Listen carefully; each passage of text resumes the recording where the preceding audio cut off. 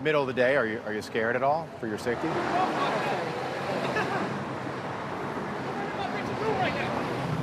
So what was that? That's just a guy who's your typical on drugs, doesn't really know where he's at, sees a camera crew, and knows that you guys are out of place, and he's a little upset. Let's be truthful, you don't want to walk up there. No. But there's kids that have to go to school here. There's Betsy Carmichael's school here. They have to walk through this. You know, we are out here trying to do the best we can, but when we're such short-staffed, there's not much you can do. I know people from when I came in 1995 have base rock cocaine. They're still living. But I don't know what the life expectancy is for fentanyl, but I see a lot of people are using fentanyl, and then they die. They die faster than someone base rock cocaine. At least the way I was raised, if you were doing drugs in public in front of a police officer, correct, you'd get arrested. You would get arrested, and I mean, there are people doing drugs right now in broad daylight. Correct. Yes, sir. Yes. Are you doing this to the commander to the commander? No, I did it because I care. Nobody reacts. I care about San Francisco. Really... I'm telling you, you could, brother. What does that mean? I care. I'm born and raised here. Try to change it for all of us. Yes, we're changing it. So we're trying to change it for the better. Cleans this up. Like a lot of these ladies here, what they do is they get their food, their vegetables from assistants, and what they'll do is they'll come out and sell it here on 6th Street or 7th Dimension, the food that they get. Yeah. So that's the cycle that we get. You know, you see the glass pipe. So this is behind us. There are people. It's not lunchtime yet, and people are doing drugs now. Yes. In front of a police officer, and nobody cares. What kind of drugs are they doing? Due to the glass pipe right there, that'll be methamphetamine. Methamphetamines right there. Yes. Crystal meth. Yes. She had a pipe in her right hand. And just, I don't know if you guys can get this, but this is, again, we're talking about apartments that were beautiful. Yes. Probably still are expensive. Very expensive. And this is what's going on across the street. You want to raise a family here? What about crime down here? I mean, this feels like a powder keg. It feels like a powder keg, and it's still morning. Correct. What does... I mean, can you imagine that? Living in an apartment like that, right there. Joining me now to react is Dennis Prager, the founder and president of PragerU. Dennis Prager, so nice to have you in. Can I just get your reaction to what you just saw? You can. I can really put it in one sentence, or I could spend hours. So here's one sentence. The left destroys everything it touches. The mix minus.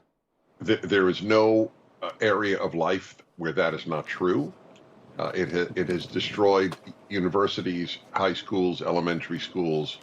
It has destroyed families.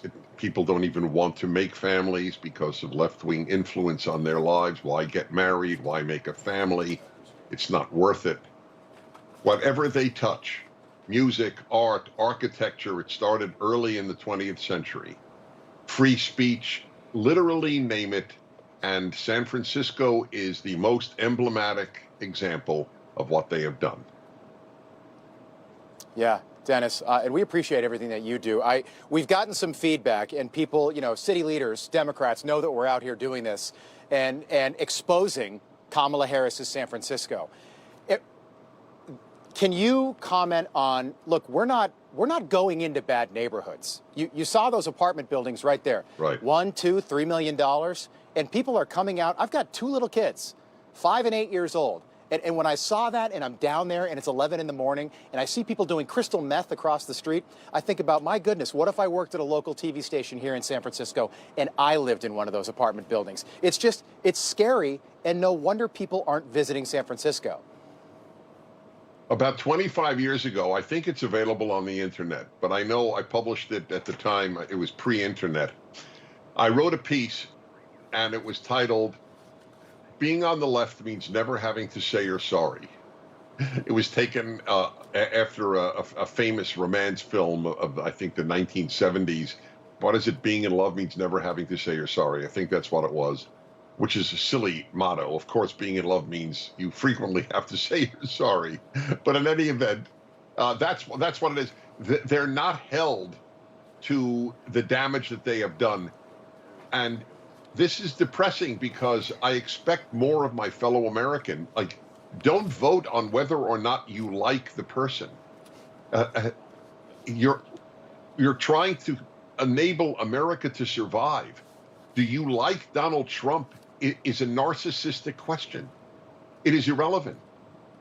And if you did like him, then you would vote that way. Yeah. So that's how you vote? Is the person likable? Do you choose your surgeon on the basis of, are they nice? Or are they even faithful to their wife? I said this in 2020 or 2016, when I defended Donald Trump, and I'm known for speaking about moral issues. How could you speak about moral issues? The Atlantic had a big attack on me. Prager speaks about moral issues and he's supporting Trump. That's correct, because my question is not, is the personal life of the candidate splendid or not, noble or not? My question is, what is good for my country? That is the only basis upon which one should vote.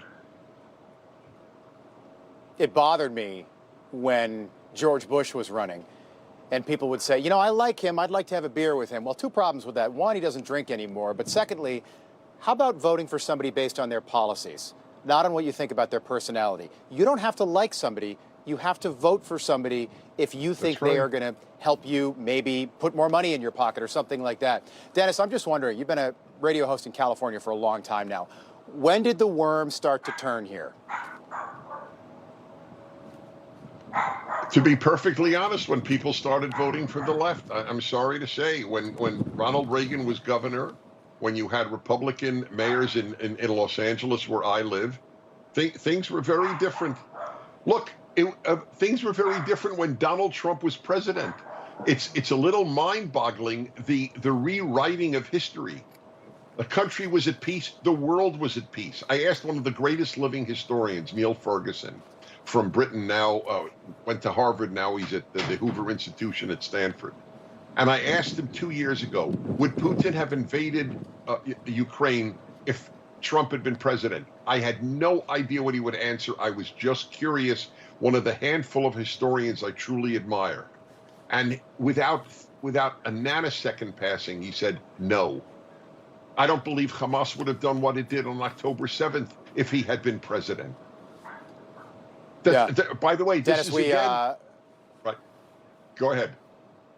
Go ahead, my friend. Go ahead, my friend. You go. Okay, fine.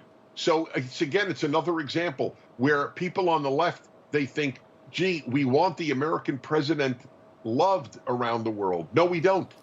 It is of no consequence to me whether the president of the United States is loved. When it comes to doing good on earth and preventing cruelty, I'd much rather have him feared.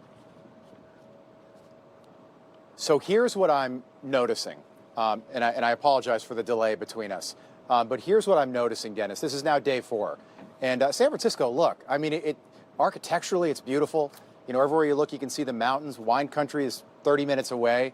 You know, the Pacific Ocean is right there.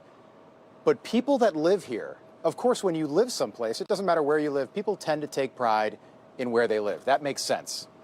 But people that live here are completely desensitized to what we are seeing, outsiders who have only been here for 4 days.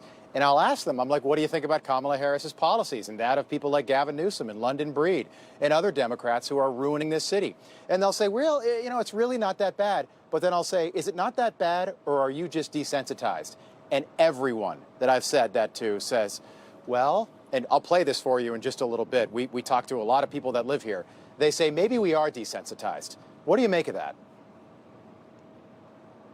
It is a blessing and a curse that human beings can adjust to almost any circumstance. Guys at war who never saw a dead body when they were back home before the war get desensitized to seeing dead bodies. So as I say, it's a blessing and a curse, because if we didn't get desensitized, we'd go out of our minds. But if you do get desensitized, that's a good point. You also go out of your mind because you stop caring about what you're seeing.